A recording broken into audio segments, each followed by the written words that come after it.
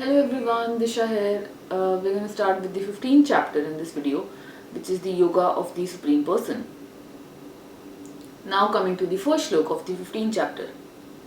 The Supreme Personality of Godhead said, "It is said that there is an imperishable banyan tree that has its roots upward and its branches down, and whose leaves are the Vedic hymns. One who knows this tree is the knower of the Vedas." Now coming to the explanation of the shloka.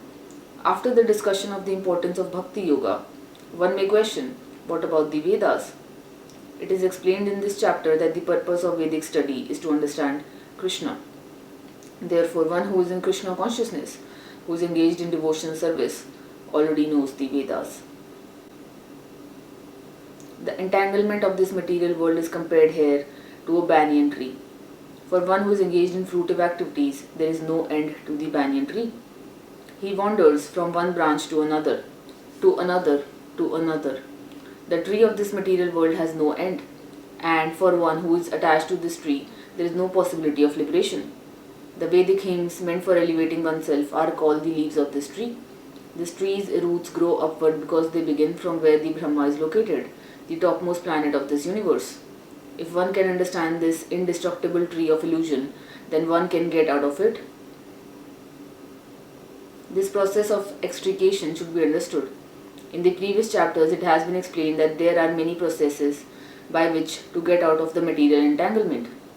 And up to the 13th chapter, we have seen that devotional service to the Supreme Lord is the best way.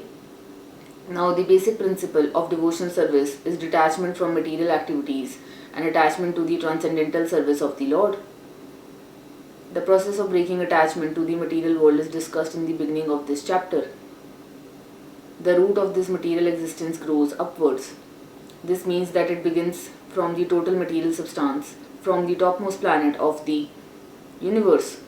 From there, the whole universe is expanded with so many branches representing the various planetary systems. The fruits represent the results of the living entities' activities, namely religion, economic development, sense gratification, and liberation. Now, there is no ready experience in this world of a tree situated with its branches down and its roots upward, but there is such a thing. That tree can be found beside a reservoir of water. We can see that the trees on the bank reflect upon the water with their branches down and roots up. In other words, the tree of this material world is only a reflection of the real tree of the spiritual world. This reflection of the spiritual world is situated on desire, just as a tree's reflection is situated on water. Desire is the cause of things being situated in this reflected material light. One who wants to get out of this material existence must know this tree thoroughly through analytical study. Then he can cut off his relationship with it. This tree, being the reflection of the real tree, is an exact replica. Everything is there in the spiritual world. The impersonalists take Brahman to be the root of this material tree, and from the root, according to Sankhya philosophy, comes Prakriti, Purusa, then the three gunas, and then the five gross elements. Pank Mahabhuta, and then the 10 senses, the Sindriya, mind, etc. In this way, they divide up the whole material world into 24 elements. If Brahman is the center of all manifestations, then this material world is a manifestation of the center by 180 degrees, and the other 180 degrees constitute the spiritual world. The material world is a perverted reflection, so the spiritual world must have the same variegatedness, but in reality. The Prakriti is the external energy of the Supreme Lord, and the Purusa is the Supreme Lord himself, and that is explained in Bhagavad Gita. Since this manifestation is material, it is temporary. A reflection is temporary, for it is sometimes seen and sometimes not seen. But the origin from whence the reflection is reflected is eternal. The material reflection of the real tree has to be cut off. When it is said that a person knows the Vedas, it is assumed that he knows how to cut off attachment to this material world. If one knows that process, he actually knows the Vedas. One who is attracted by the ritualistic formulas of the Vedas is attracted by the beautiful green leaves of the tree. He does not exactly know the purpose of the Vedas. The purpose of the Vedas, as disclosed by the personality of Godhead himself, is to cut down this reflected tree and attain the real tree of the spiritual world. Now coming to the second shloka, it says, the branches of this tree extend downward and upward, nourished by the three modes of material nature. The twigs are the objects of the senses. This tree also has its roots going down, and these are bound to the fruitive actions of human society. Now coming to the explanation of this shloka. The description of the banyan tree is further explained here. Its branches spread in all directions. In the lower parts, there are variegatedness manifestations of living entities, human beings, animal, horses, etc. These are situated on the lower parts of the branches, whereas on the upper parts are higher forms of living entity, the demigods, Gandharvas, and many other higher species of life. As a tree is nourished by water, so this tree is nourished by the three modes of material nature. Sometimes we find that a tract of land is barren for want of sufficient water, and sometimes a tract is very green. Similarly, where particular modes of material nature are proportionately greater in quantity, the different species of life are manifested accordingly. The twigs of the tree are considered to be the sense objects. By development of the different modes of nature, we develop different senses, and by the senses we enjoy different varieties of sense objects. The tips of the branches are the senses, the ears, nose, eyes, etc., which are attached to the enjoyment of different sense objects. The twigs are sound, form, touch, and so on, the sense objects. The subsidiary roots are attachments and aversions, which are byproducts of different varieties of suffering and sense enjoyment. The tendencies towards pity and impity are considered to develop from these secondary roots, which spread in all directions. The real root is from Brahmalok, and the other roots are in the human planetary systems. After one enjoys the results of virtuous activities in the upper planetary systems, he comes down to this earth and renews his karma or fruitive activities for promotion. This planet of human beings is considered the field of activities. Now coming to the third and the fourth shloka, which says, the real form of this tree cannot be perceived in this world. No one can understand where it ends, where it begins, or where its foundation is. But with determination, one must cut down this strongly rooted tree with the weapon of detachment. Thereafter, one must seek that place from which, having gone, one never returns, and there surrender to that Supreme Personality of Godhead, from whom everything began, and from whom everything has extended since time immemorial. Now coming to the explanation of this shloka. It is now clearly stated that the real form of this banyan tree cannot be understood in this material world. Since the root is upwards, the extension of the real tree is at the other end. When entangled with the material expansions of the tree, one cannot see how far the tree extends, nor can one see the beginning of this tree. Yet one has to find out the cause. I am the son of my father is the son of such and such a person, etc. By searching in this way, one comes to Brahma, who is generated by the Garbho da Kasai Vishnu. Finally, in this way, when one reaches the Supreme Personality of Godhead, that is the end of research work. One has to search out that origin of this tree, the Supreme Personality of Godhead, through the association of persons who are in knowledge of that Supreme Personality of Godhead. Then by understanding, one becomes gradually detached from this false reflection of reality, and by knowledge, one can cut off the connection and actually become situated in the real tree. The word asang is very important in this connection because the attachment for sense enjoyment and lording it over the material nature is very strong. Therefore, one must learn detachment by discussion of spiritual science based on authoritative scriptures, and one must hear from persons who are actually in knowledge. As a result of such discussion in the association of devotees, one comes to the Supreme Personality of Godhead. Then the first thing one must do is surrender to Him. The description of that place whence having gone, one never returns to this false reflected tree is given here. The Supreme Personality of Godhead Krishna is the original root from whom everything has emanated. To gain the favor of that Personality of Godhead, one has only to surrender, and this is a result of performing devotional service by hearing, chanting, etc. He is the cause of the extension of the material world. This has already been explained by the Lord himself. I am the origin of everything. Therefore, to get out of the entanglement of this strong banyan tree of material life, one must surrender to Krishna. As soon as one surrenders onto Krishna, one becomes detached automatically from this material extension. Now coming to the fifth shloka, which says, those who are free from false prestige, illusion and false association, who understand the eternal, who are done with material lust, who are freed from the dualities of happiness and distress, and who, unbewildered, know how to surrender unto the Supreme Person, attain to that eternal kingdom. Now coming to the explanation of the shloka. The surrendering process is described here very nicely. The first qualification is that one should not be deluded by pride, because the conditioned soul is puffed up, thinking himself the lord of material nature. It is very difficult for him to surrender unto the Supreme Personality of Godhead. One should know by the cultivation of real knowledge that he is not lord of material nature. The Supreme Personality of Godhead is the Lord. When one is free from delusion caused by pride, he can begin the process of surrender. For one who is always expecting some honor in this material world, it is not possible to surrender to the Supreme Person. Pride is due to illusion. For although one comes here, stays for a brief time and then goes away, he has the foolish notion that he is the Lord of the world. He thus makes all things complicated and he is always in trouble. The whole world moves under this impression. People are considering the land, this earth, to belong to human society, and they have divided the land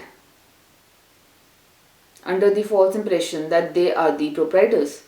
One has to get out of this false notion that human society is the proprietor of this world.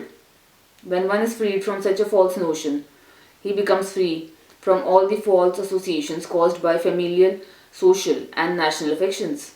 These faulty associations bind one to the material world. After this stage, one has to develop spiritual knowledge. One has to cultivate knowledge of what is actually his own and what is actually not his own. And when one has an understanding of things as they are, he becomes free from all dual conceptions such as happiness and distress, pleasure and pain. He becomes full in knowledge, then it is possible for him to surrender to the Supreme Personality of Godhead. Now coming to the sixth shloka, which says, the supreme abode of mind is not illuminated by the sun or moon, nor by fire or electricity. Those who reach it never return to this material world. Now coming to the explanation of the shloka. The spiritual world, the abode of the Supreme Personality of Godhead Krishna, which is known as Krishna Lok, Golak Vrindavan, is described here. In the spiritual sky, there is no need of sunshine, moonshine, fire or electricity because all the planets are self-luminous. We have only one planet in this universe, the sun, which is self-luminous. But all the planets in the spiritual sky are self-luminous. The shining effulgence of all those planets called Vaikunthas constitutes the shining sky known as the Brahma Jyoti. Actually, the effulgence is emanating from the planet of Krishna, Golak Vrindavan. Part of that shining effulgence is covered by the Mahatattva, the material world. Other than this, the major portion of that shining sky is full of spiritual planets, which are called Vaikunthas, chief of which is Golak Vrindavan. As long as the living entity is in this dark material world, he is in conditioned life. But as soon as he reaches the spiritual sky by cutting through the false, perverted tree of this material world, he becomes liberated. Then there is no chance of his coming back here. In this conditioned life, the living entity considers himself to be the lord of this material world. But in his liberated state, he enters into the spiritual kingdom and becomes an associate of the Supreme Lord. There he enjoys eternal bliss, eternal life and full knowledge. One should be captivated by this information. He should desire to transfer himself to that eternal world and extricate himself from this false reflection of reality.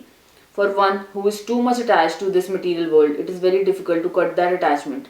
But if he takes to Krishna consciousness, there is a chance of gradually becoming detached.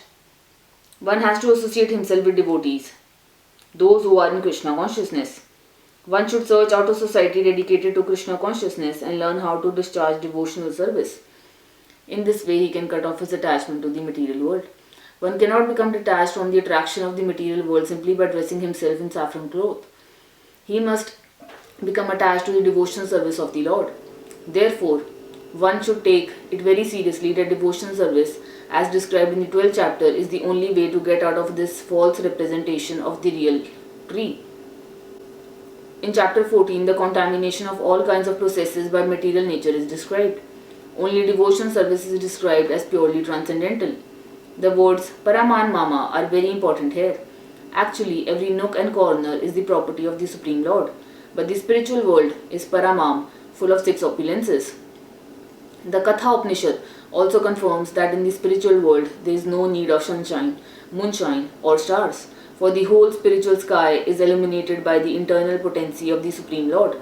That supreme abode can be achieved only by surrender and by no other means. Now coming to the 7th shloka, which says, the living entities in this conditioned world are my eternal fragmental paths. Due to conditioned life, they are struggling very hard with the six senses, which include the mind. Now coming to the explanation of this shloka.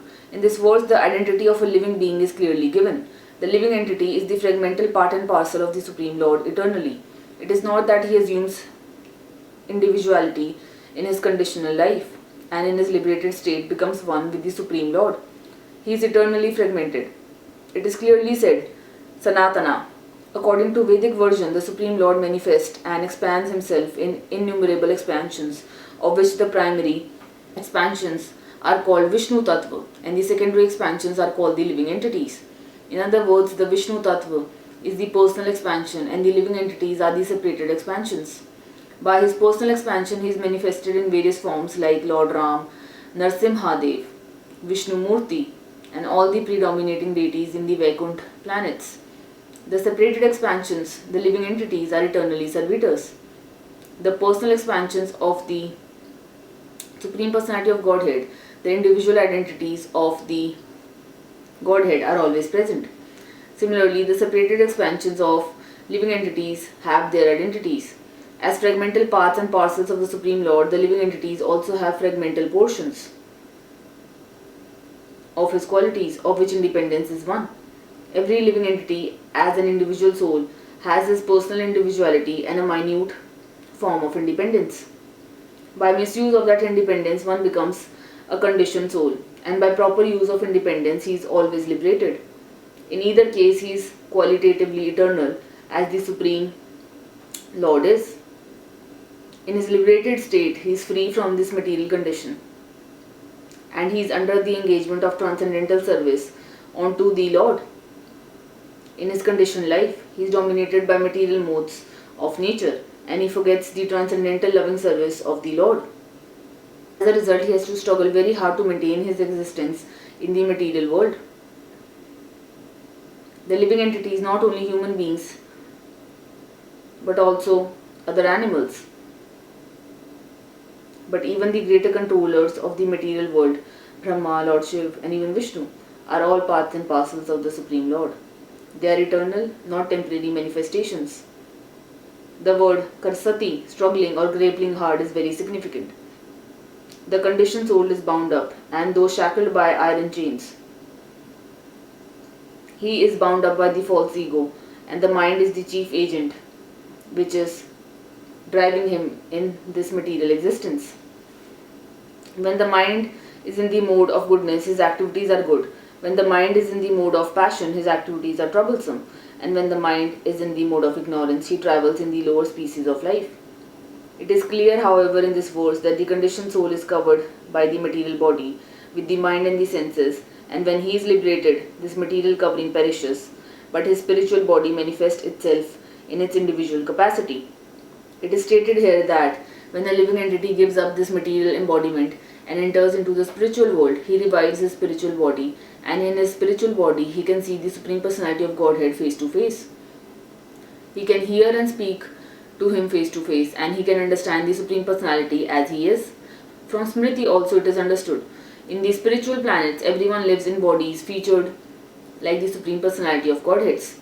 As far as bodily construction is concerned, there is no difference between the part and parcel living entities and the expansions of Vishnu Murti. In other words, at liberation, the living entity gets a spiritual body by the grace of the Supreme Personality of Godhead. The words fragmental parts and parcels of the Supreme Lord are also very significant.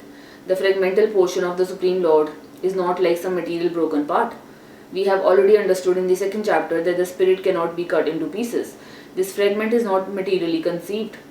It is not like matter, which can be cut into pieces and joined together again.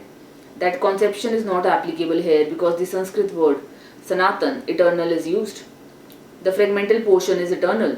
It is also stated in the beginning of the second chapter that in each and every individual body, the fragmental portion of the Supreme Lord is present.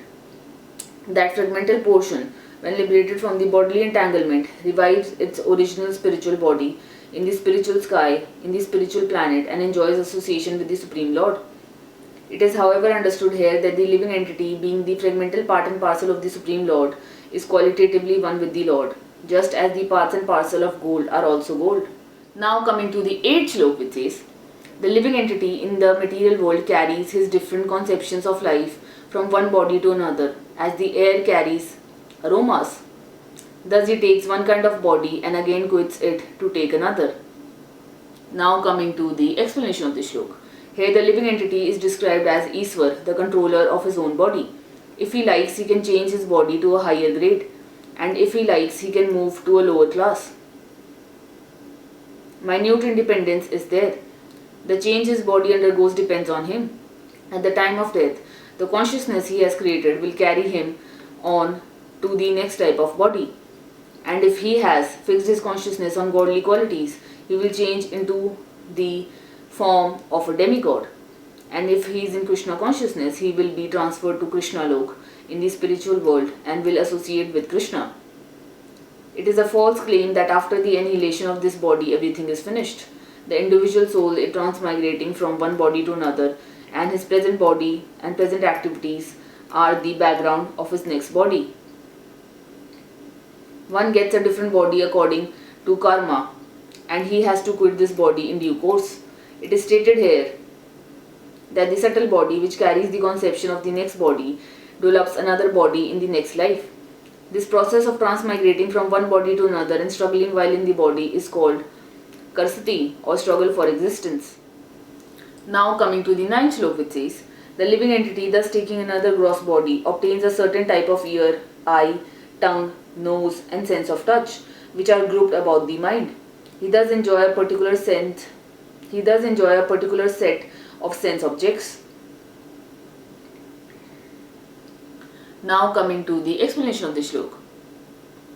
Consciousness is originally pure, like water, but if we mix water with a certain color, it changes. Similarly, consciousness is pure, for the spirit soul is pure, but consciousness is changed according to the association of the material qualities. Real consciousness is Krishna consciousness. When therefore one is situated in Krishna consciousness, he is in his pure life. But if his consciousness is adulterated by some type of material mentality, in the next life, he gets a corresponding body. Now coming to the 10th shloka, which says, the foolish cannot understand how a living entity can quit his body, nor can they understand what sort of body he enjoys under the spell of the modes of nature. But one whose eyes are trained in knowledge can see all this. Now coming to the explanation of the shloka. The word Gyan Kasusa is very significant. Without knowledge, one cannot understand how a living entity leaves his present body, nor what form of body he is going to take in the next life, or even why he is living in a particular type of body. This requires a great amount of knowledge understood from Bhagavad Gita and similar literatures heard from a bona fide spiritual master. One who is trained to perceive all these things is fortunate. Every living entity is quitting his body under certain circumstances. He is living under certain circumstances, and he is enjoying under certain circumstances under the spell of material nature. As a result, he is suffering different kinds of happiness and distress under the illusion of sense enjoyment. Persons who are everlasting, fooled by lust and desire, lose all power to understand their change of body and their stay in a particular body. They cannot comprehend it. Those who have developed spiritual knowledge, however, can see that the spirit is different from the body and is changing its body and enjoying in different ways. A person in such knowledge can understand how the conditioned living entity is suffering in this material existence. Therefore, those who are highly developed in Krishna consciousness try their best to give this knowledge to the people in general, for their conditional life is very much troublesome. They should come out of it and by Krishna consciousness and liberate themselves to transfer to the spiritual world. We are going to end this video on the 10th slok from this chapter, which is the Yoga of the Supreme Person, and we are going to continue with the 11th slok in the next video and complete this entire chapter, which is the Yoga of the Supreme Person, in the next video. My name is Disha and I will see you all in the next video.